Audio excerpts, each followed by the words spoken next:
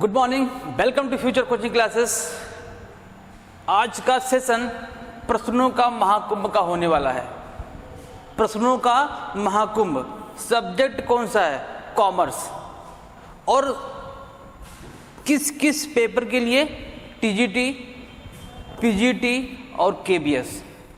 ये 3 एग्जाम को हमने टारगेट किया हुआ है। लेकिन आपका जो नेट का पेपर होता है, नेट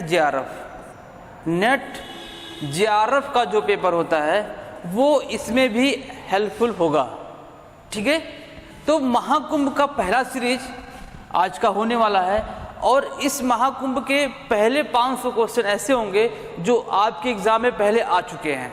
मतलब कि 2016, 21 जितने भी पेपर्स हुए हैं हमारे टीजीटी पीजीटी के, उसमें ये प्रश्न आ चुके हैं। मैं पहले 500 क्वेश्चन उसको रखूंगा।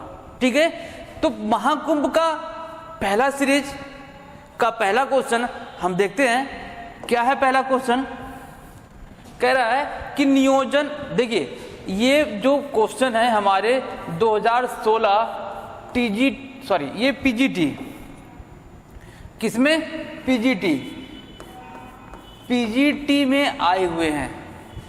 ठीक है, 2016 पीजीटी के पेपर में ये क्वेश्चन आए हुए हैं। और देखिए, हम क्वेश्चन सॉल्व करने से पहले हम क्या करेंगे? क्वेश्चन को बहुत ध्यान से पढ़ेंगे।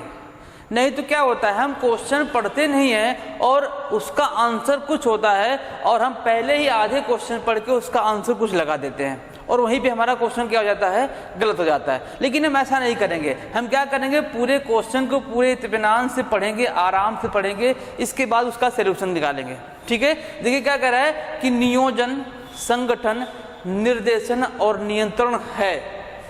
क्या है भाई? ये कुछ कंफर्म नहीं कर रहा है। कह रहा है कि नियोजन, संगठन, निर्देशन और नियंत्रण है। क्या है? किसमें? प्रबंध में। क्या है? ऑप्शन दिया आपका, प्रबंध के कार्य दिए गए हैं, प्रबंध के उद्देश्य दिए गए हैं और प्रबंध के परिणाम और उपयुक्त। क्या ये सभी हैं? क्या ये परिणाम है? क्या ये उद्देश्य है? क्या ये कार्य है? इसका ऑप्शन क्या होने वाला है? इसका ऑप्शन का आंसर क्या होने वाला है? प्रबंध के कार्य। ये जो हमारे दिए गए ना, नियोजन, संगठन, निर्देशन और नियंत्रण जो आपको दिया गया है, ये क्या है? ये प्रबंध का कार्य है। प्रबंध का कार्य देखते हैं। प्रबंध के कार्य को कितने भागों में बांटा गया? प्रबंध का कार्य कैसे होता है? देखिए, प्रबंध का कार्य देखते हैं। प्रबंध के कार्य को 2 पार्ट में बांटा गया है। प्रबंध के कार्य को 2 पार्ट में। एक आपका क्या है? प्रमुख है। एक आपका प्रमुख कार्य है, दूसरा सहायक कार्य है। दूसरा आपका क्या है? सहायक कार्य है। प्रमुख में देखते हैं क्या क्या आता है। प्रमुख में पहला आप देख लीजिएगा, नियोजन। दूसरा संगठन। तीसरा नियुक्ति करना।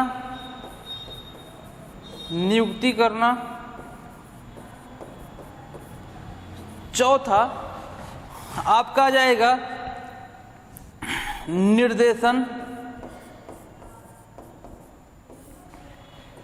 पांचवा समन्वय।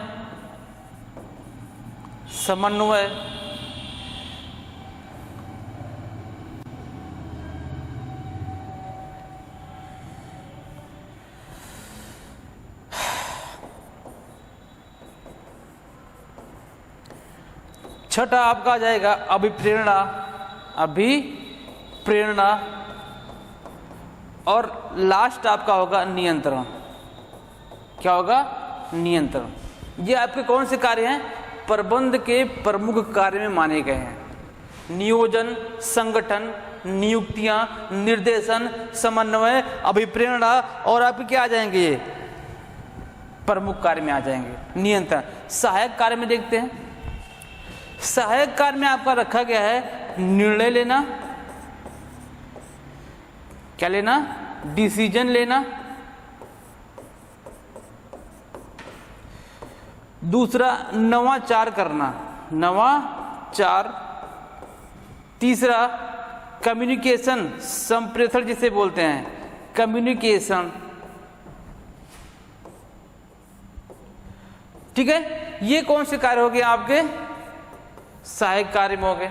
सहायक कार्य में देखो 3 को शामिल किया गया है। निर्णय लेना, नवाचार मतलब कि नए नए टेक्नोलॉजी को प्रयोग करना, संप्रेषण का मतलब होता है कम्युनिकेशन। यहाँ पर प्रमुख में कितने शामिल किए गए हैं? नियोजन, संगठन, नियुक्ति, निर्देशन, समन्वय, अभिप्रेरणा और नियंत्रण को शामिल किया गया है आपके कार्य में।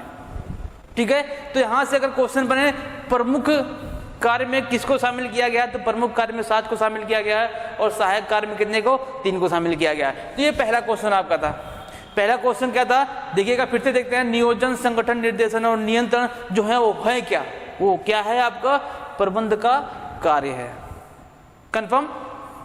ठीक है, नेक्स्ट क्वेश्चन पे चलें। चलिए नेक्स्ट क्वेश्चन देखते हैं। नेक्स्ट क्वेश्चन क्या कह रहा है कि क्षेत्रीय समूहों में लोगों और भौतिक संसाधनों में समूहीकृत करके श्रम का विभाजन इससे संबंधित होता है। देखिए क्वेश्चन, इस क्वेश्चन में अभी मैं 2, 3, 4 क्वेश्चन बनाने वाला हूं। देख कैसे कह रहा है कि क्षेत्रीय समूहों में लोगों और भौतिक संसाधनों को समूहीकृत करके, यहीं तक देखेंगे, यहां से क्वेश्चन यहां तक देखेंगे। ठीक है, यहां तक अगर बात करता कि क्षेत्रीय समूहों में लोगों और भौतिक संसाधनों की समूहीकृत करके, तो ये आपका क्या कहलाता? आपका क्या कहलाता? समन्वय कहलाता। समन्वय का मतलब क्या होता है? जो हमारे व्यापार में जितने भी क्रियात्मक विभाग हैं उन सबको इकट्ठा मिलाकर, सेम पर्पस के लिए इकट्ठा मिलाकर कार्य करना क्या कहलाता है? इकट्ठा मिलाकर कार्य करवाना समन्वय कहलाता है। तो यहां तक अगर बात होती तो यह क्या कहलाता है? समन्वय कहलाता है। लेकिन आगे क्या कह रहा है? श्रम का विभाजन इससे संबंधित होता है।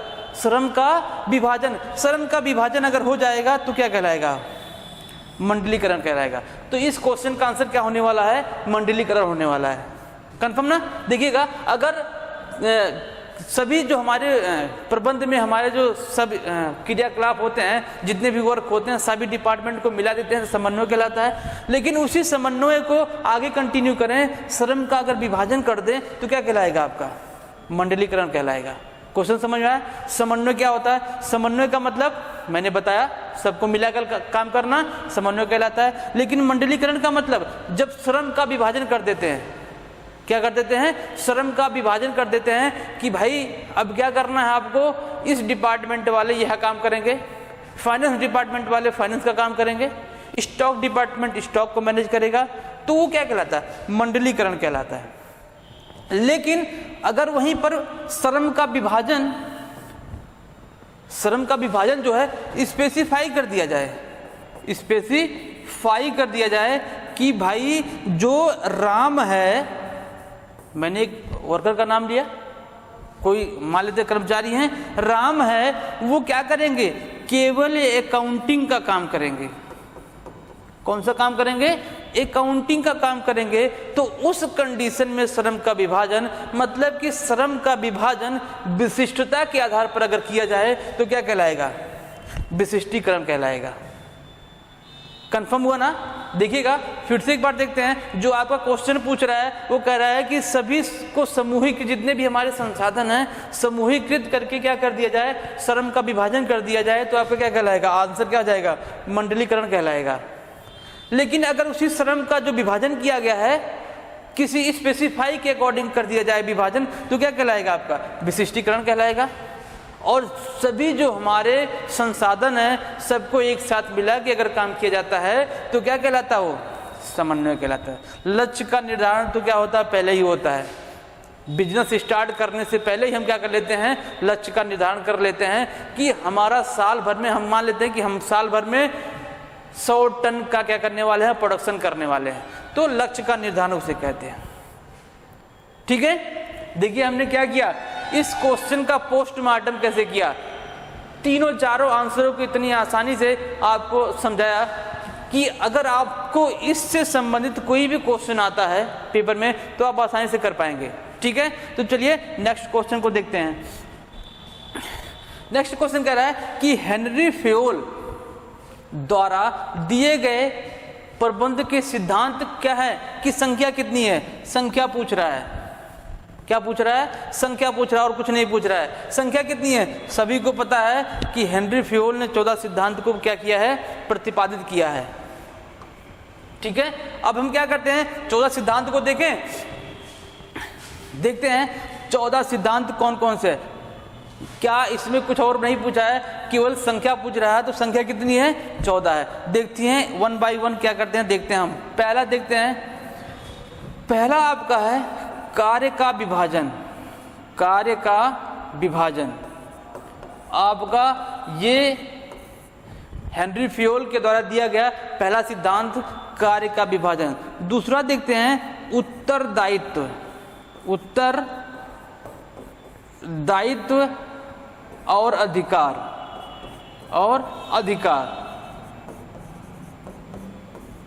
उत्तरदायित्व और अधिकार क्या है, हेनरी फेयोल के द्वारा दिया गया दूसरा सिद्धांत है। तीसरा देखते हैं सामुदायिक भी कर सकते हैं, सामुदायिक हितों के लिए व्यक्तिगत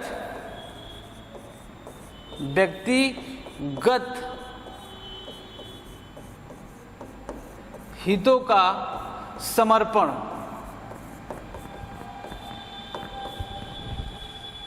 ठीक है, क्या कह रहा है कि अगर किसी समूह के लिए अगर वो फायदेमंद है तो अपने हितों को क्या कर देना चाहिए, उसको सैक्रिफाई कर देना चाहिए। तीसरा देखते हैं अनुशासन की एकता। अनुशासन क्या होना चाहिए, अनुशासन होना चाहिए। जो भी हमारे व्यवसाय या बिजनेस में चल रहा है उसमें क्या होना चाहिए, अनुशासन मेंटेन रहना चाहिए। ये भी क्या इनका सिद्धांत है। चौथा देखते हैं आदेश की एकता। आदेश की एकता क्या होता है, अगर किसी कर्मचारी को एक व्यक्ति के द्वारा ना कई व्यक्ति के द्वारा क्या दिया जाए, ऑर्डर दिया जाए, तो कर्मचारी क्या हो जाएगा, कंफ्यूज हो जाएगा। इसीलिए हेनरी फेयोल ने सिद्धांत बनाया कि एक व्यक्ति के द्वारा ही क्या मिलना चाहिए, आदेश मिलना चाहिए। पांचवा देखते हैं निर्देश की एकता। निर्देश की एकता, सेम चीज, डायरेक्शन देने वाला भी क्या होना चाहिए, एक होना चाहिए, नहीं तो क्या हो जाएगा, कंफ्यूज हो जाएगा हमको करना क्या है। नेक्स्ट देखते हैं छठा, आदेश की एकता सोपान श्रृंखला। सोपान श्रृंखला एक स्केलर चेन होना चाहिए। इसको क्या बोलते हैं, स्केलर चेन। ये क्या है आपका, काफी ज्यादा इंपॉर्टेंट है। ये ऐसे ही क्वेश्चन पूछ लेता है कि सोपान श्रृंखला, कभी कभी इंग्लिश में पूछ लेता है कि स्केलर चेन सिद्धांत किसने दिया है। तो स्केलर सिद्धांत किसने दिया है, हमारे हेनरी फेयोल। ये फेयोल लिख उठा है, ये क्या है, फेयोल है। ये क्या है, फेयोल है। ठीक है, तो सोपान श्रृंखला क्या है, मोस्ट इंपॉर्टेंट क्वेश्चन यहां से बन सकता है। क्या करेगा, पूछेगा कि सोपान श्रृंखला किसने दिया है, तो किसने दिया है, हेनरी फेयोल ने, कंफर्म। नेक्स्ट देखते हैं, अगला देखते हैं सातवां क्या कर रहा है, पहल की एकता। पहल होना चाहिए, पहल का सिद्धांत क्या होना चाहिए, पहल का सिद्धांत होना चाहिए। पहल का मतलब क्या होना चाहिए कि अपनी बातों को रखने के लिए यहां पर छूट दिया जाना चाहिए कि अगर कोई अपनी बात रखना चाहे, अपना थॉट रखना चाहे किसी भी उद्देश्य के लिए, तो क्या कर सकता है, अपना थॉट आसानी से रख सकता है। इसके लिए क्या है, स्वतंत्रता हेनरी फेयोल ने अपने सिद्धांत में बताया है। अगला देखते हैं आठवां क्या है, पहल की एकता हो गया। सोपान से उचित व्यवस्था। उचित व्यवस्था ये किसकी बात कर रहा है, उचित व्यवस्था किसकी बात कर रहा है, उचित व्यवस्था का मतलब जो कर्मचारी काम कर रहा है उसके लिए जो काम का प्लेस है वो सही होना चाहिए। वातावरण वहां का क्या होना चाहिए, सही होना चाहिए। 8वां देखते हैं, 9वां देखते हैं, कार्यकाल में अस्थायित्व। कार्यकाल में अस्थायित्व किसकी बात कर रहा है ये, अस्थायित्व, ये बात कर रहा है कर्मचारियों की। कर्मचारियों के कार्यकाल में अस्थायित्व होना चाहिए, ये अगला आपका सिद्धांत है। 10वां देखते हैं, 10वां किसकी बात कर रहा है, उचित पारिश्रमिक। उचित पारिश्रमिक,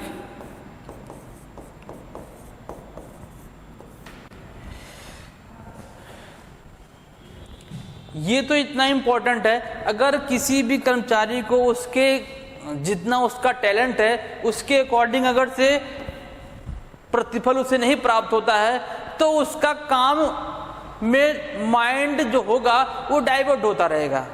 कहीं ना कहीं वो सोचेगा कि हम जितना काम कर रहे हैं उससे हमको क्या हो रहा है, हमको उतना प्रतिफल प्राप्त नहीं होना चाहिए। तो ये क्या होना चाहिए, वो उचित होना चाहिए, जिसके लायक जो कर्मचारी है उसी के अकॉर्डिंग उसका क्या होना चाहिए, सैलरी फिक्स होना चाहिए या प्रतिफल फिक्स होना चाहिए। क्या कह रहा है, 12वां कह रहा है कि केंद्रीयकरण। कौन सा करण, केंद्रीयकरण, सेंट्रलाइजेशन होना चाहिए, केंद्रीयकरण। और 13 आपका है समता का सिद्धांत। समता का सिद्धांत। और एक और देख लेते हैं, 14 आपका क्या है, सहयोग की सिद्धांत। सहयोग का भावना होना चाहिए, सहयोग का सिद्धांत।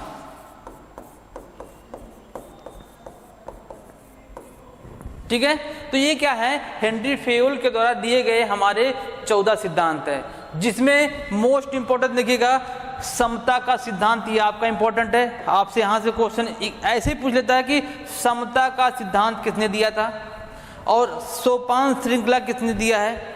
ठीक है, ये ऐसे क्वेश्चन होते हैं कि ऐसे ही पूछ लिया जाता है कि इसको बताओ ये कौन दिया, डायरेक्टली क्वेश्चन पूछ लिया जाता है। कौन से टीजीटी पीजीटी में डायरेक्टली क्वेश्चन यहाँ से पूछते हैं। ठीक है, चलो ये क्वेश्चन उम्मीद है कि आपको समझ में आ गया। हेनरी फेयोल के द्वारा दिए गए 14 सिद्धांत में आपकी ये सारे सिद्धांत शामिल है। और कौन से हैं 14 सिद्धांत। अगले क्वेश्चन पे चलते हैं। अगला क्वेश्चन देखते हैं क्या कर रहा है, समन्वय के तत्व। क्या पूछ रहा है, समन्वय के तत्व पूछ रहा है। देखिए, समन्वय के तत्व में सामूहिक प्रयास, कार्यों में एकता, समान उद्देश्य, ये आपके क्या दिए हैं, मतलब कि समन्वय के फीचर पूछ रहे हैं, कोऑर्डिनेशन के फीचर्स पूछ रहा है, इसके ऑब्जेक्टिव क्या पूछ रहे हैं, क्या होते हैं, ये बताना आपको। तो पहला क्या है, सामूहिक एकता, कार्यों में एकता, समान उद्देश्य, ये हमारे क्या हैं, सभी क्या हैं, समन्वय के उद्देश्य होते हैं। जो समन्वय होता है वो सामूहिक प्रयास होता है, सभी लोग मिलकर काम करते हैं तो क्या कहलाता है, समन्वय कहलाता है। और कार्यों में एकता, जो कार्य हो रहा है उस सब जितने भी हमारे प्रबंध में या व्यवसाय में काम कर रहे हैं सबका उद्देश्य क्या, सबका कार्य क्या होना चाहिए, कार्यों में एकता होना चाहिए और समान उद्देश्य होना चाहिए। एक ही पर्पज के लिए काम होता है और सब लोग जब मिलकर काम करते हैं तो समन्वय कहलाता है। मैं एक दो और इसमें ऐड करता हूं। 5वां देख लेते हैं, यह क्या होता है, निरंतर चलने वाला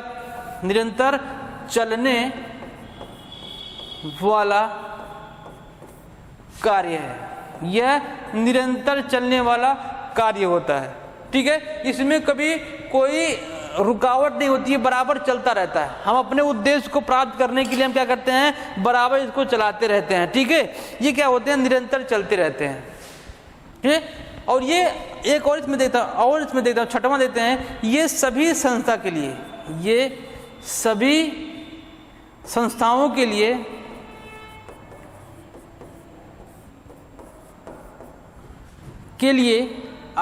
आवश्यक होता है। क्या होता है, आवश्यक होता है। समन्वय में सामूहिक प्रयास, कार्यों में एकता, समान उद्देश्य, निरंतर चलने वाला कार्य, और ये सभी संस्थाओं के लिए इंपॉर्टेंट होता है। इसके बिना हम अपने उद्देश्यों को आसानी से प्राप्त नहीं कर पाएंगे। प्राप्त करना आसानी से मतलब क्या, कुछ नहीं, ये प्राप्त ही नहीं किया जा सकता है समन्वय के बिना। अगर हम देख लेते हैं, एग्जाम्पल देख लेते हैं कुछ, अगर हम 10 लोगों को मिला के काम कर रहे हैं कि एक हमारा क्या है, एक उद्देश्य है, हमारा उद्देश्य क्या है, हम अपने प्रॉफिट को क्या करने वाले हैं, मैक्सिमाइज करने वाले हैं, प्रॉफिट को मैक्सिमाइज करने वाले हैं, और 10 लोगों को हम मिला के काम कर रहे हैं। कोई का किसी का, हमारा देखो हमारा उद्देश्य क्या है, प्रॉफिट को मैक्सिमाइज करना, लेकिन जो प्रयास है वो सामूहिक ना होके अलग अलग हो रहा है, कोई इधर काम कर रहा है कोई उधर काम कर रहा है। तो मतलब कि जो हमारा पर्पस होता है विदाउट समन्वय हम उसको प्राप्त नहीं कर पाएंगे। कंफर्म ना? चलो नेक्स्ट क्वेश्चन पे चलते हैं। ये क्या था, चौथा क्वेश्चन समन्वय के तत्व थे जिसमें हमने इसको बताया। ठीक है, नेक्स्ट क्वेश्चन पे चलते हैं। क्या कर रहा है कि व्यवसाय के आर्थिक परिवेश में सम्मिलित है, व्यवसाय के आर्थिक परिवेश में क्या क्या सम्मिलित है देखिएगा, आर्थिक व्यवसाय, आर्थिक नीतियां, आर्थिक व्यवसाय नहीं आर्थिक व्यवस्था, ये आर्थिक व्यवस्था,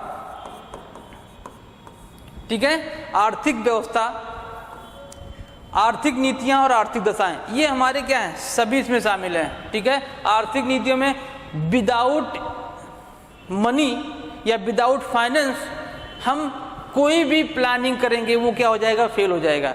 तो इसमें क्या क्या शामिल होते हैं, फाइनेंस की व्यवस्था करना, व्यवस्था को करने के लिए प्लानिंग करना, पहले क्या करेंगे, प्लान करेंगे, फिर उसको व्यवस्था करेंगे, क्या क्या दशाएं होंगे उसको प्राप्त करने के, एक्सपेंस करने के, भुगतान करने के, उसको रिसीव करने के क्या क्या कंडीशन होंगे, वो क्या होते हैं, आर्थिक दशाएं होते हैं। तो आर्थिक क्वेश्चन का आंसर होने वाला है 4, इसमें सभी शामिल होंगे। ठीक है, इसमें क्या होंगे, सभी शामिल होंगे आर्थिक परिवेश में। ओके, नेक्स्ट क्वेश्चन पे चलते हैं। नेक्स्ट क्वेश्चन क्या कह रहा है कि प्रबंधकीय कौशल में सम्मिलित है। देखिए बड़ा ही जबरदस्त क्वेश्चन, बड़ा ही प्यारा क्वेश्चन है। कह रहा है कि प्रबंधकीय कौशल में सम्मिलित है। क्या सम्मिलित है भाई, प्रबंधकीय कौशल मतलब कि एक प्रबंधक के अंदर क्या क्या क्वालिटीज होनी चाहिए, क्या क्या क्वालिटीज होनी चाहिए, ये पूछ रहा है आपसे, क्या क्या सम्मिलित है। ऑप्शन में क्या दे रहा है, ऑप्शन में दे रहा है तकनीकी कौशल, नैदानिक, राजनीतिक और सभी। क्या ये सभी होने चाहिए, इसमें से कोई एक होना चाहिए, क्या होना चाहिए, इसमें से सभी होना चाहिए। देखिए क्या क्या क्या होता है। तकनीकी कौशल का मतलब क्या है, तकनीकी कौशल का मतलब क्या है कि व्यवसाय में जो हमारे सिद्धांत बने हैं, सिद्धांत और नियम जो बने हैं, वो किसी भी प्रबंधक को, कोई भी प्रबंधक को व्यवसाय से संबंधित सिद्धांत और नियम जो बने हैं उसकी जानकारी उसे होना चाहिए। वो किस में आता है, तकनीकी में आता है। नैदानिक में क्या होता है, एक प्रबंधक को चाहिए व्यवसाय में जितनी भी हमारी समस्याएं हैं,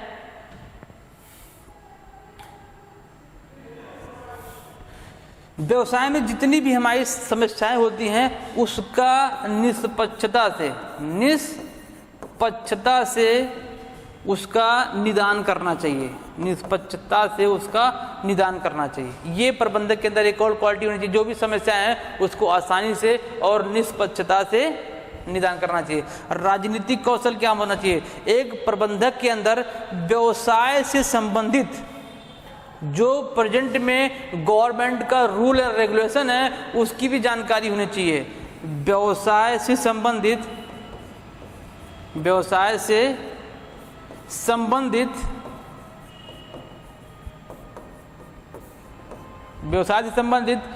सरकार के रूल एंड रेगुलेशन, सरकार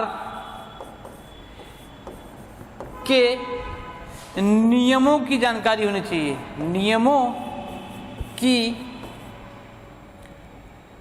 पूरी जानकारी होनी चाहिए, जानकारी। बात समझ में आई? ये आपका प्रबंधकीय कौशल होता है, तकनीकी, नैदानिक और राजनीतिक। ये इसका आंसर क्या होने वाला है, आंसर 4 होने वाला है। ठीक है, ध्यान दीजिएगा, ये आपके पीजीटी 2016 के एग्जाम में आए हुए सभी क्वेश्चंस है। तो जो एग्जाम में आ चुके हैं आप सोच सकते हैं कि कितना इंपॉर्टेंट क्वेश्चन हो सकता है ये। ठीक है, तो नेक्स्ट क्वेश्चन पे चलते हैं।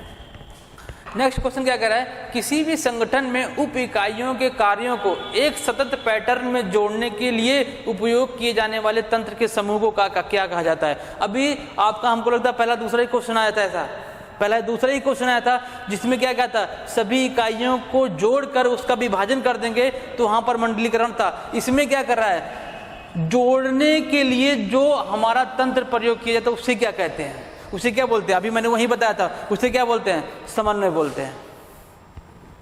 ठीक है, उसे समन्वय बोला जाता है। ठीक। अब देखिए विभागीकरण क्या होता है, विभागीकरण का मतलब क्या हुआ, सबको जोड़ दिया, सबको जोड़ दिया, उसे क्या बोलेंगे, समन्वय बोलेंगे। लेकिन सबका क्या कर दिया जाए, डिपार्टमेंट में डिवाइड कर दिया जाए, डिपार्टमेंट वाइज। भाई फाइनेंस वाले काम फाइनेंस डिपार्टमेंट में करेंगे, स्टॉक मैनेजमेंट वाले स्टॉक वाले काम करेंगे, और कोई और डिपार्टमेंट मार्केटिंग का काम जो होगा वो मार्केटिंग डिपार्टमेंट करेगा, ठीक है। ऑफिस का वर्क जो होगा वो ऑफिस वाले करेंगे, फोर्थ कर्मचारी अपना फोर्थ वाला कर्मचारी करेंगे, तो उसे क्या बोलते हैं, विभागीकरण बोला जाता है, ठीक है। नियंत्रण, इन सब में क्या करना, विभागीकरण कर देना, समन्वय विभागीकरण कर देना, और नियंत्रण कौन करेगा, प्रबंधक करेगा। मतलब कि सबका देख रेख कौन करने वाला है, प्रबंधक करेगा, उसे क्या बोलेंगे, नियंत्रण। औपचारिक प्राधिकरण, प्राधिकरण का मतलब क्या होता है, इसका मतलब रिस्पॉन्सिबिलिटी दे दिया जाए, ठीक है, अधिकार दे दिया जाए, अधिकार। अगर हम किसी को क्या दे रहे हैं, उत्तरदायित्व दे रहे हैं, तो उसके साथ साथ थोड़ा सा अधिकार भी देंगे, तो उसे क्या बोलेंगे, औपचारिक अधिकार बोलेंगे, प्राधिकार बोला जाएगा। तो इसका आंसर होने वाला है समन्वय, ठीक है। ओके, नेक्स्ट क्वेश्चन चलते हैं। अगला क्वेश्चन कह रहा है कि हेनरी फ्योल ने प्रशासनिक गतिविधियों को बांटा है। हेनरी फ्योल ने प्रशासनिक गतिविधियों को बांटा है, कितने में बांटा है, देखते हैं। ऑप्शन दे रहा है 2, 4, 6, 8, आपके ऑप्शन दे रहे हैं 2, 4, 6, 8। तो हेनरी फ्योल के द्वारा जो प्रशासनिक गतिविधियां बताई गई हैं वो कितनी बताई गई हैं, 6 बताई गई हैं। कितनी बताई गई हैं, वो 6 बताई गई हैं, ठीक है। तो ऑप्शन कौन सा सही है आपका, तीसरा सही है। आंसर कौन सा सही हो जाएगा आपका, तीसरा सही हो जाएगा कि इसकी गतिविधियां कितनी बताई गई हैं। तो देखते हैं वो 6 गतिविधियां हैं कौन सी, वो 6 गतिविधियां हैं कौन सी। पहला देखिएगा, पहला आपका है व्यापारिक गतिविधियां, व्यापारिक गतिविधि। इसका मतलब क्या होता है भाई, व्यापारिक गतिविधि का मतलब होता है कि व्यवसाय से संबंधित जितने भी क्रय और विक्रय होंगे वो किस में आएंगे, व्यापारिक में आएंगे। दूसरा देखते हैं सुरक्षा, सुरक्षा संबंधित गतिविधि, जान और माल दोनों की सलामती क्या आएगा, सुरक्षा में आएगा। तीसरा देखते हैं तकनीकी, तकनीकी गतिविधि, मैंने बताया रूल और रेगुलेशन, वो क्या हो जाएंगे आपके तकनीकी गतिविधि में आ जाएंगे, ठीक है। चौथा देखते हैं वित्तीय, वित्तीय गतिविधि, व्यापारिक, सुरक्षा, तकनीकी और वित्तीय गतिविधि किसमें आ जाएंगे आपके, हेनरी फ्योल के द्वारा दिए गए प्रशासनिक गतिविधियों में आ जाएंगे। और क्या है, और देखते हैं, और एक दो दिया गया है उसको क्या हमारे व्यापारिक, सुरक्षा, तकनीकी, वित्तीय, और एक और होगा पांचवा आपका अकाउंटिंग, लेखा कर्म जो आपका होता है, क्या होता है, लेखा कर्म, लेखा कर्म, अकाउंटेंसी, अकाउंटिंग जिसे बोला जाता है उसे क्या बोलते हैं, लेखा कर्म। छठा देख लेते हैं प्रबंधकीय गतिविधि, प्रबंधकीय गतिविधि,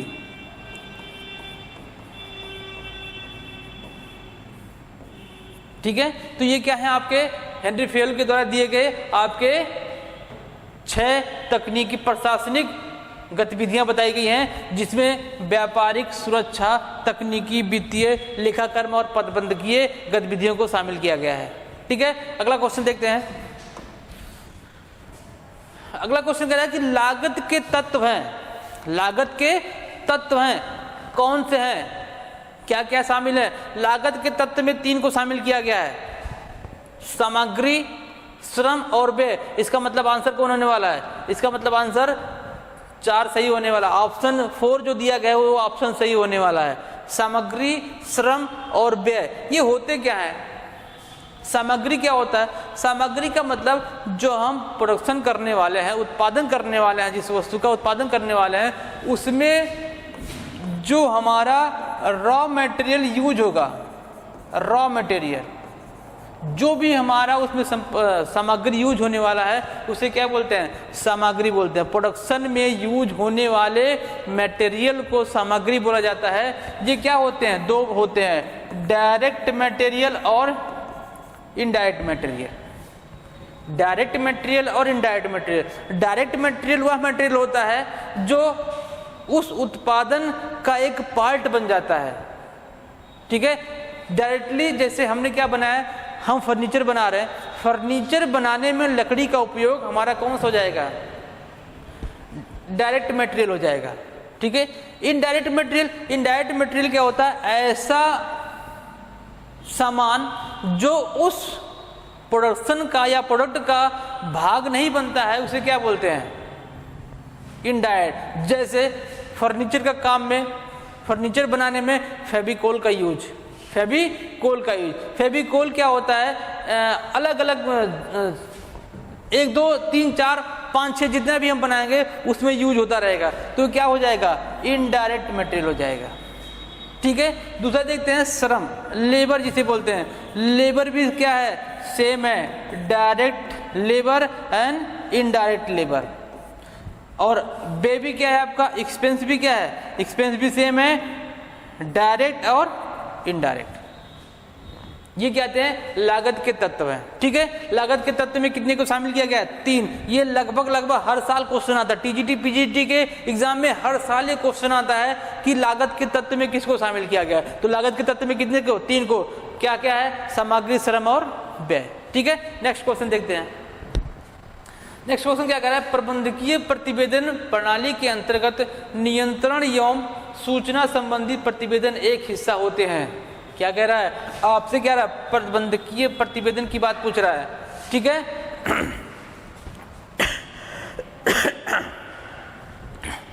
प्रबंधकीय प्रतिवेदन क्या है, प्रबंधकीय प्रतिवेदन के अंतर्गत नियंत्रण एवं सूचना संबंधी प्रतिवेदन का हिस्सा है।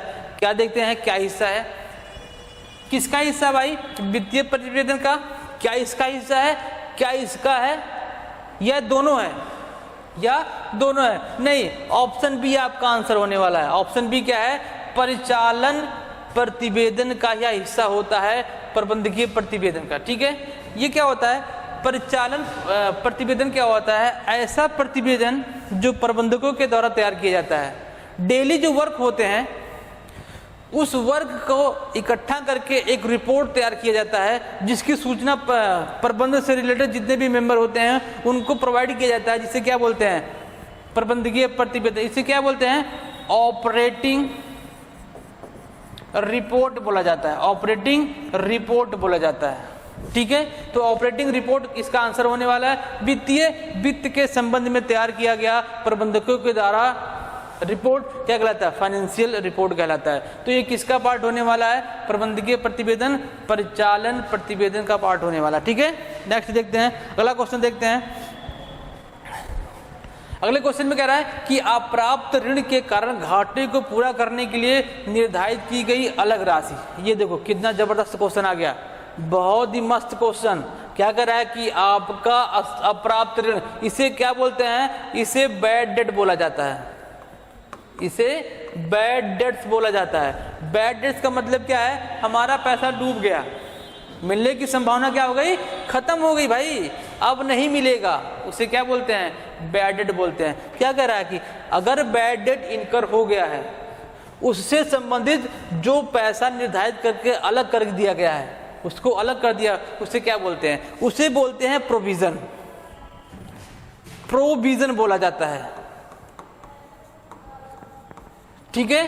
प्रोविजन बोला जाता है। यदि हमको पता है कि हमारा पैसा डूबेगा, हमारा पैसा डूबेगा, उसके संबंध में जो भी पैसा या हम कुछ भी इकट्ठा करते हैं, उसके लिए तैयारी करते हैं, उसे क्या बोला जाता है, उसे प्रोविजन बोला जाता है। कंफर्म ना। और संचय क्या होता है, संचय भी हमारा रिजर्व है, रिजर्व ये भी होता है, ठीक है। पैसा ये भी इकट्ठा करते हैं फ्यूचर के जो हमारा कॉन्टिजेंट होने वाले हैं, जो आकस्मिक घटना घट जाएगी, उसके लिए जो पैसा रिजर्व किया गया है, उसे क्या बोलते हैं, रिजर्व बोलते हैं। इसमें हमको पता नहीं होता है कि हम पैसा किस पे खर्चा करने वाले हैं, लेकिन हमको प्रावधान में, प्रोविजन में ये पता होता है कि हम जो पैसा इकट्ठा कर रहे हैं, अलग कर रहे हैं, वो पैसा हम इसी पे खर्च कर रहे हैं। जैसे यहाँ पर बैड डेट में किया गया, क्या किया गया, बैड डेट में किया गया। और लायबिलिटी, देयता का मतलब होता है लायबिलिटीज, लायबिलिटीज होता है। लायबिलिटीज जो हमको भविष्य में भुगतान करना होता है किसी अदर पर्सन को, तो वो क्या कहलाता है, आपका लायबिलिटी कहलाता है। तीनों ऑप्शन कंफर्म हो गए ना। तो किसी भी हानि को हम जान रहे हैं फ्यूचर में हानि होगी या हो गई है, उसके लिए जब हम प्रावधान करते हैं कि हम जान रहे हैं यही होने वाला है, उसके लिए जब हम पैसा इकट्ठा करते हैं तो प्रोविजन कहलाता है। संचय में निर्धारित नहीं होता किस पे पैसा खर्चा करने वाले हैं। ठीक है, तो नेक्स्ट क्वेश्चन पे चलते हैं। नेक्स्ट क्वेश्चन क्या कह रहा है, कह रहा है कि यदि प्रस्तावित लाभांश 20% है, देखिएगा ये कितना है, 20%, तो संचय में हस्तांतरित किए जाने वाले लाभ का प्रतिशत होगा। क्या होगा, लाभ का प्रतिशत होगा। आपसे पूछ रहा है जो हमारा प्रस्तावित लाभांश होता है, यदि वो 20% है तो रिजर्व में कितना ट्रांसफर होगा, ये पूछ रहा है आपसे क्वेश्चन। देखिएगा, ये आपको मैं एक ट्रिक बताता हूं, आपको याद नहीं करना पड़ेगा। देखिए, प्रस्तावित लाभांश क्या होता है, प्रस्तावित लाभांश होता है वर्ष के दौरान घोषित की गई लाभांश, क्या बोलते हैं, प्रस्तावित, भुगतान नहीं हुआ है लेकिन उसको क्या कर दिया गया है, घोषित कर दिया गया कि लाभांश दिया जाएगा, तो उसे क्या बोलेंगे, प्रस्तावित लाभांश बोलेंगे। ठीक है, अब देखो क्या कर रहा है, देखिए मैं क्रम बनाता हूं, इसको आपको याद नहीं करना पड़ेगा, ऐड करते हुए जाइएगा। यदि क्या है, 10% से स्टार्ट करते हैं, 10% से 12.5%, यदि आपका क्या दिया है, लाभांश है, यदि क्या है आपका लाभांश है, तो संचय में कितना जाएगा, 2.5% जाएगा। ठीक है, पहला केस बना। पहले में क्या करा है, यदि लाभांश 10% से लेके 12.5% है तो कितना रिजर्व में जाएगा, 2.5%। दूसरा देखते हैं, 12.5% से लेकर कहां तक, 15% तक अगर से प्रस्तावित लाभांश है तो कितना परसेंट होगा, इसी में 2.5 और ऐड कर, 2.5 और ऐड कर दो तो कितना हो जाएगा, 5% हो जाएगा। ठीक है, नेक्स्ट देखते हैं तीसरा, 15% से लेकर कहां तक, 17.5% तक अगर से हमारा क्या है, प्रपोज डिविडेंड है तो कितना परसेंट, इसी में और 2.5 ऐड कर देंगे तो 7.5% आपका क्या हो जाएगा, रिजर्व हो जाएगा। लास्ट देखते हैं चौथा, यदि 17.5% से लेकर कितना है, 20% या इससे मोर देन है, क्या है, मोर देन है, तो कितना परसेंट, 10% आपका रिजर्व हो जाएगा। तो आपसे क्वेश्चन नहीं पूछ रहा है यदि लाभांश कितना हो, 20%, और 20% कहाँ आ रहा है, यहाँ आ रहा है, तो 20% का लाभांश है तो कितना, आपका आंसर क्या हो जाएगा, आंसर 4 हो जाएगा, 10%। आंसर क्या हो जाएगा, 4 हो जाएगा, 10%। ठीक है, तो ये इसको याद कर लीजिएगा, ये रिजर्व में कितना ट्रांसफर होगा। ठीक है, 2.5, 5, 7.5 और 10%। नेक्स्ट क्वेश्चन देखते हैं। नेक्स्ट क्वेश्चन क्या कह रहा है कि तलपट में दिए गए स्टॉक को दिखाया जाता है, देखिएगा सॉरी, जो हमारा ट्रायल बैलेंस होता है, ट्रायल बैलेंस होता है, आपको क्वेश्चन बड़ा आसान दिख रहा होगा ना, लेकिन ये क्या है, 2016 पीजीटी के एग्जाम में आया हुआ है, 2016 पीजीटी के एग्जाम में आया हुआ है। देखिएगा कितना आसान क्वेश्चन है। कह रहा है कि तलपट में यदि स्टॉक दिया गया, कौन सा स्टॉक, कोई भी स्टॉक हो, ओपनिंग या क्लोजिंग स्टॉक हो, हम किसकी बात कर रहे हैं, क्लोजिंग स्टॉक की बात कर रहे हैं। यदि तलपट में क्या दिया गया है, क्लोजिंग स्टॉक दिया गया है, तो उसको कहाँ दिखाएंगे। देखिएगा, तलपट में जो भी आपके ट्रांजैक्शन दिए गए होंगे, जो भी दिया गया होगा, जैसे स्टॉक कुछ भी दिया होगा, वो केवल एक जगह जाता है, केवल एक जगह जाता है। वो जहां जाएगा उसको, जैसे तलपट में सैलरी दे दिया गया तो सैलरी पीएल अकाउंट के डेबिट में जाता है, वहां दिखा देंगे। लेकिन ये बैलेंस शीट में जाएगा, कौन सा स्टॉक, डायरेक्ट कहां चला जाएगा, बैलेंस शीट में चला जाएगा। और बैलेंस शीट के कहां पर, सॉरी एसेट, बैलेंस शीट के एसेट पोर्शन में ये चला जाएगा। लेकिन ये अगर यही स्टॉक हमारा कहाँ दिया होता, एडजस्टमेंट में दिया होता, तो कहाँ कहाँ जाता है, इसको बताइएगा थोड़ा सा देखेंगे। यदि एडजस्टमेंट में दिया होता तो ये कहाँ जाता, तो ये दो जगह जाता, एक ट्रेडिंग अकाउंट के क्रेडिट पोर्शन में और एक बैलेंस शीट के संपत्ति पक्ष में जाता। ठीक है, ये तो इसका ट्रीटमेंट हो जाता। तो इसका ऑप्शन क्या होने वाला है, आर्थिक चिट्ठा, मतलब कि बैलेंस शीट में जाने वाला है। कहां पर जाने वाला है, बैलेंस शीट में जाने वाला है। ठीक है, तो इसका ऑप्शन 3 सही होने वाला है। ठीक है, नेक्स्ट क्वेश्चन देखते हैं। नेक्स्ट क्वेश्चन क्या कर रहा है कि नए साझेदार के प्रवेश पर यदि साझेदार यह निर्णय करते हैं कि संपत्तियों एवं दायित्वों के मूल्यों में परिवर्तन का लेखा पुस्तकों में किया जाए परंतु खातों में नहीं किया जाए। परंतु खाते क्या करें, फर्म खाते नहीं बनाती है। जो फर्म है, यदि नया साझेदार प्रवेश करता है तो जब संपत्तियों और दायित्वों का रीवैल्यूएशन होता है तो ये पूछ रहा है उस वैल्यूएशन को कहाँ दिखाया जाएगा। यदि फर्म क्या नहीं बनाती है, फर्म खाते नहीं बनाती है, तो पुस्तकें अगर नहीं बनाती है तो कहाँ दिखाया जाएगा। सीधी सी बात है, इसको कहाँ ले जाएंगे, मेमोरेंडम में बनाएंगे। इसका आंसर क्या हो जाएगा, पहला स्मारक मूल्यांकन खाता, इसे क्या बोलते हैं, मेमोरेंडम अकाउंट, मेमोरेंडम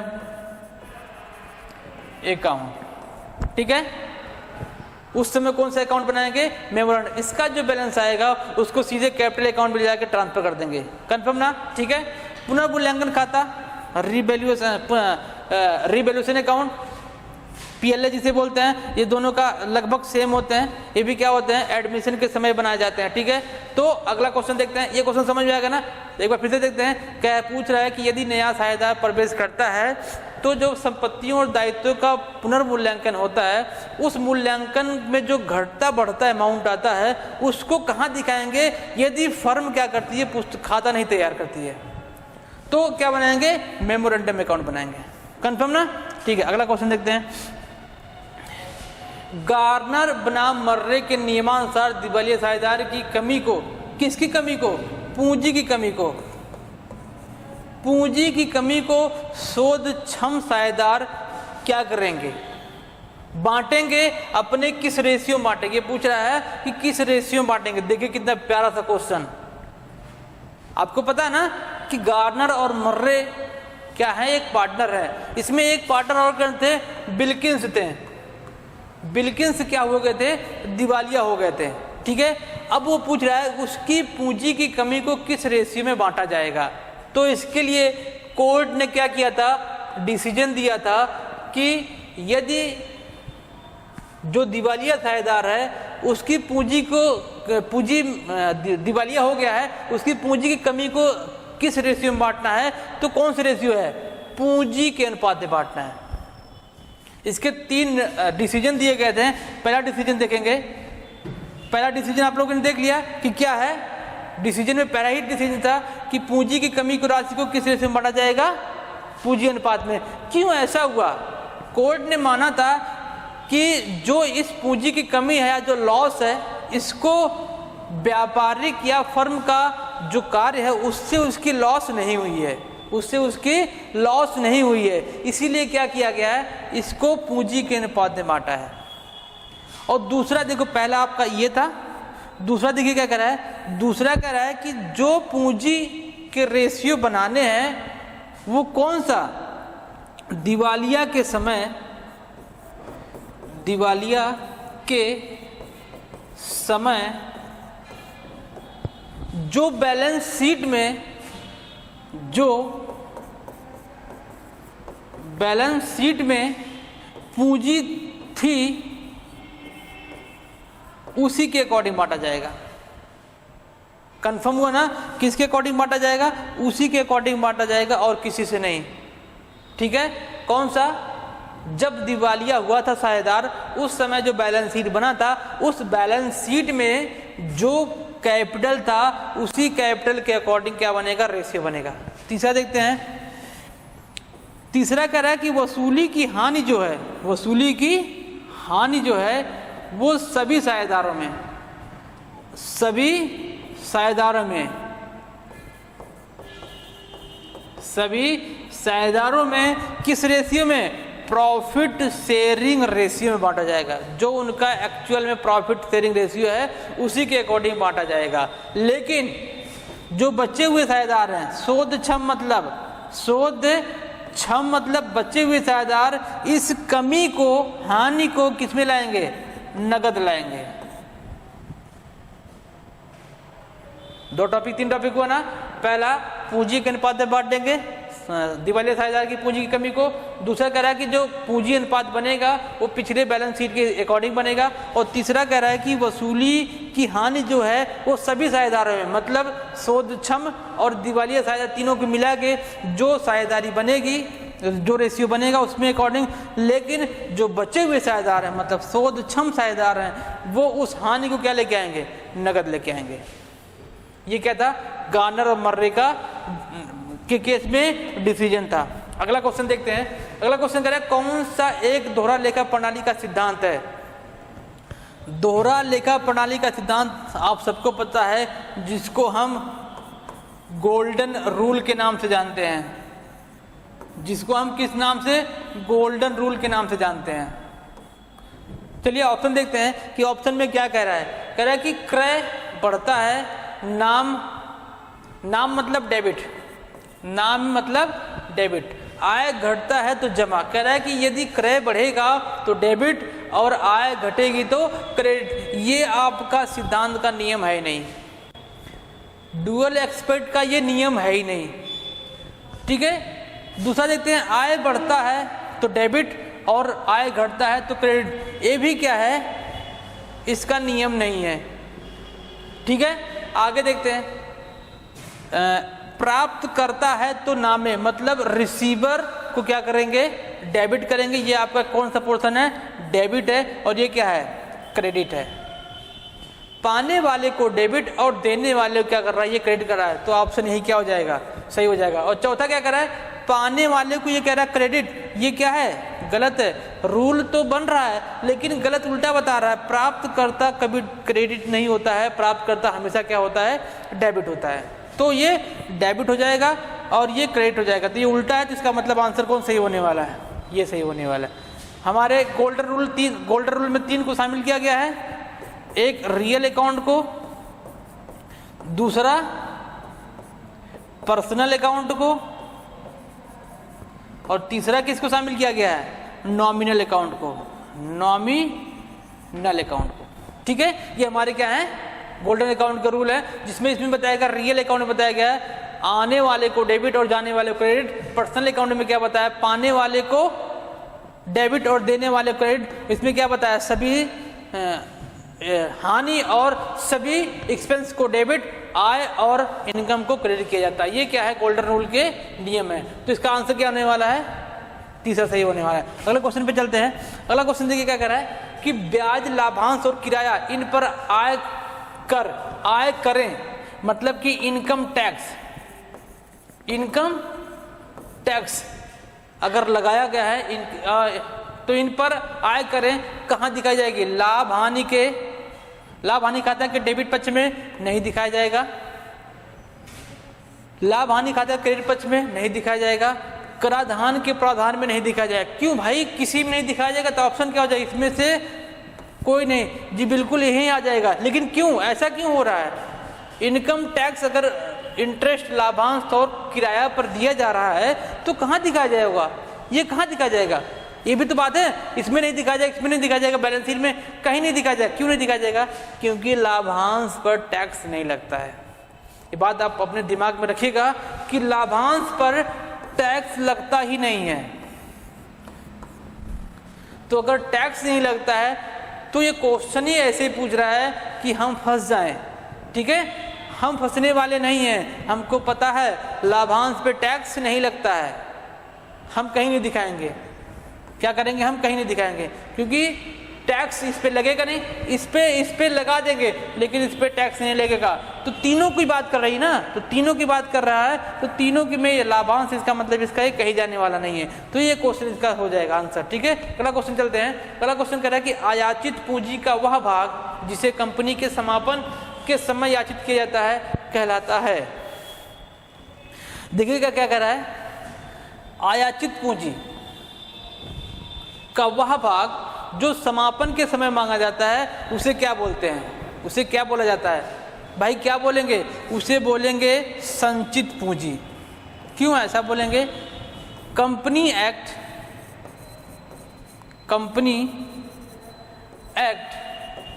2013 में सेक्शन 65 में बताया गया है कि जो कंपनी असीमित दायित्व वाली कंपनी, कौन सी कंपनी? असीमित दायित्व वाली कंपनी किस में कन्वर्ट कर रही है? सीमित दायित्व वाली कंपनी में। सीमित दायित्व वाली कंपनी में क्या हो रही? कन्वर्ट हो रही है। तो उस समय जो एक्स्ट्रा पूंजी लगा रही है तो उसका कुछ भाग यदि संचय करती है तो उसे क्या बोलते हैं? पूंजी संचित बोला जाता है। या किसका? अयाचित पूंजी का कुछ भाग जब संचय किया जाता है तो उसे क्या बोलते हैं? संचित पूंजी बोलते हैं। और संचित पूंजी कब मांगा जाता है? समापन के समय। और किसके लिए? केवल और केवल लेनदार के लिए। केवल और केवल लेनदारों के लिए ये पूंजी जमा की जाती है और किसी के लिए नहीं। ठीक है, तो आपका आंसर क्या हो जाएगा? संचित पूंजी। अधिकृत पूंजी क्या होता है? अधिकृत, ये आंसर आपका हो जाएगा। अधिकृत पूंजी वह पूंजी होती है जिस पूंजी से कंपनी का पंजीयन होता है, रजिस्ट्रेशन होता है। स्टार्टिंग में जो पूंजी लगाई जाती है, जिस पूंजी से कंपनी का इनकॉर्पोरेशन हुआ होता है, उसे क्या बोलते हैं? अधिकृत पूंजी। अधिकृत पूंजी का वह भाग जो जनता में पैसा इकट्ठा करने के लिए शेयर के थ्रू निर्गमित किया गया होता है, उसे निर्गमित पूंजी कहते हैं। और निर्गमित पूंजी का वह भाग जो कंपनी के द्वारा शेयर होल्डरों से मांगा जाता है उसे क्या बोलते हैं? प्रार्थित पूंजी बोलते हैं। पूंजी समझ में आ गया ना? अधिकृत पूंजी पंजीकृत पूंजी कहलाता है। उसका कुछ भाग जो जनता से मांगा जाता है निर्गमित पूंजी। प्रार्थित पूंजी वह पूंजी होता है जिसको क्या करते हैं? निर्गमित पूंजी, जो निर्गमित किया गया है उसको जनता से मांगा जाता है, उसे प्रार्थित। और संचित पूंजी मैंने अभी आपको बताया। ठीक है, तो ये क्या था? क्वेश्चन नंबर 18 था। अगला क्वेश्चन देखते हैं। अगला क्वेश्चन कह रहा है कि फर्म के विघटन पर पुस्तकों में ना लिखे गए एक दायित्व को क्या कहते हैं? क्या करेंगे भाई?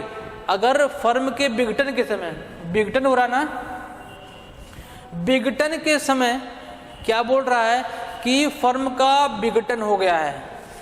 विघटन के समय जो पुस्तकों में दायित्व नहीं लिखी गई थी उसको क्या करेंगे? उसको कहाँ दिखाएंगे? ऑप्शन दे रहा है वसूली खाते के डेबिट में, वसूली खाते के क्रेडिट में, दायित्व खाते के क्रेडिट में, या रीवैल्यूएशन अकाउंट में। ये 4 ऑप्शन दिए गए हैं। अब मैं आपको एक कॉन्सेप्ट बताता हूँ। देखिए, रीवैल्यूएशन अकाउंट या रियलाइजेशन,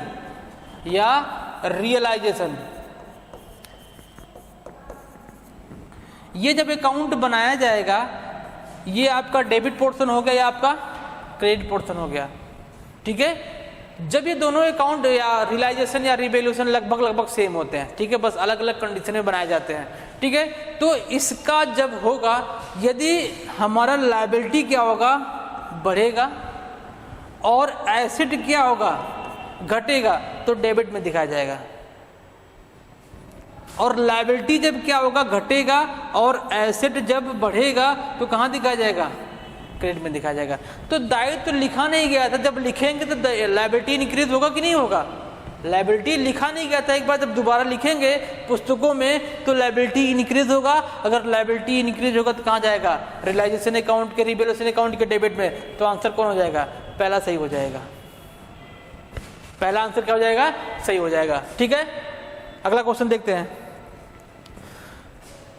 देखिए, एक क्वेश्चन आ गया भाई आपका, जिसमें आपको दिख रहा है सवाल ना।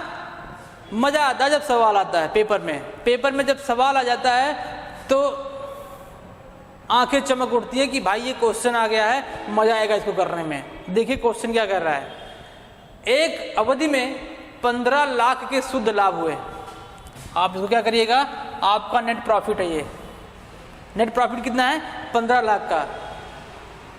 15 लाख की गणना की, जिसमें से 20,000 रुपये की संपत्ति बिक्री का मुनाफा, मतलब कि प्रॉफिट शामिल है। हमने एसेट को बेचा था उसमें हमारा 20,000 रुपये शामिल है, देखते हैं, और 10,000 रुपये मूल्य ह्रास शामिल है, मतलब कि डेप्रिसिएशन। ये भी आप ध्यान रखिएगा, ये क्या है, डेप्रिसिएशन है,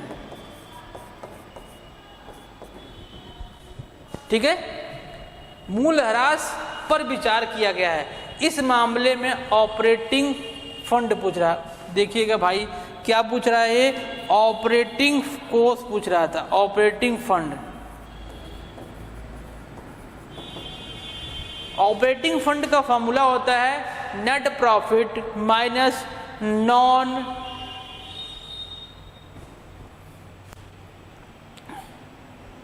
हाँ ठीक है, क्या है, ऑपरेटिंग प्रॉफिट का फॉर्मूला होता है नेट प्रॉफिट माइनस